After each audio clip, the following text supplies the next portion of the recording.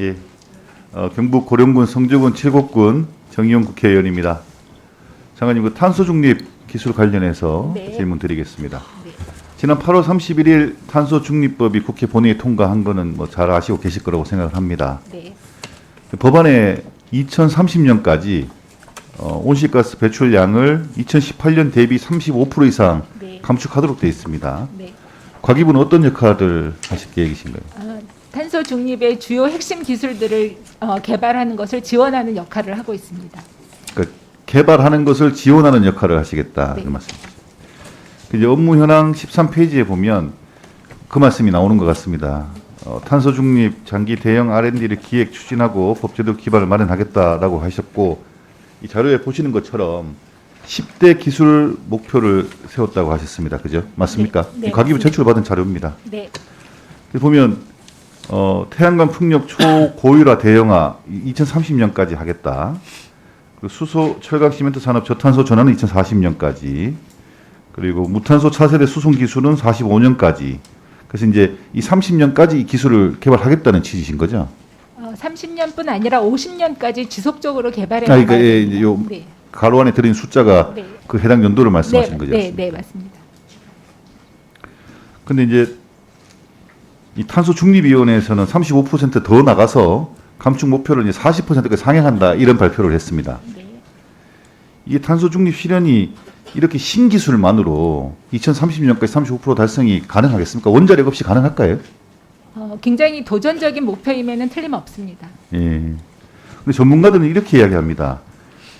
이 상향의 목표는 미래 기술이 아니라 현존하는 기술을 바탕으로 수립돼야 된다. 그러니까 신기술을 개발해서 탄소 중립에 이르겠다라는 뭐 도전적 목표 뭐 100번 양보해서 좋다고 치더라도 이게 달성하지 못했을 경우에 또 리스크가 있는 거지 않습니까? 거기에 대해서는 어떻게 생각하세요?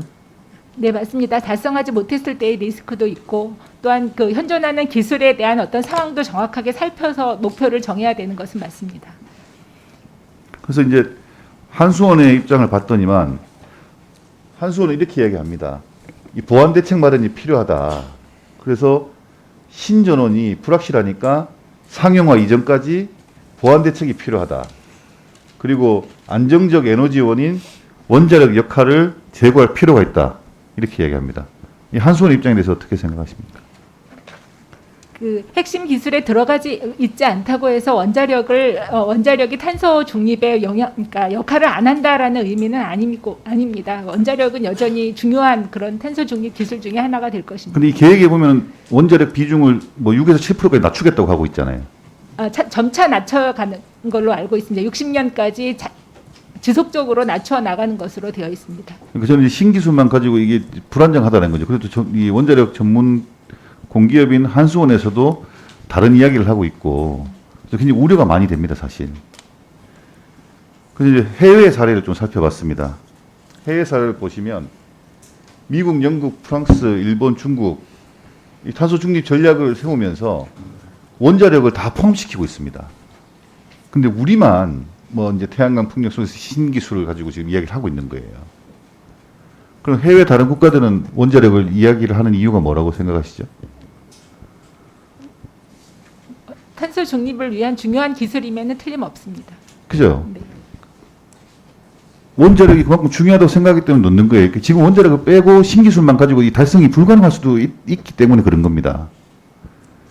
그래서 이 부분을 우리 가기부 장관님은 좀 이렇게 전문적으로 이 전략을 구상을 하셔야 되는 거예요. 정부에서 선언적으로 35%, 탄소 중립 40% 이렇게 이야기했다고 해서 그냥 막 미래에 그냥 이렇게 좋은 기술들을 나열해서 이거 하면 달성할 수 있다.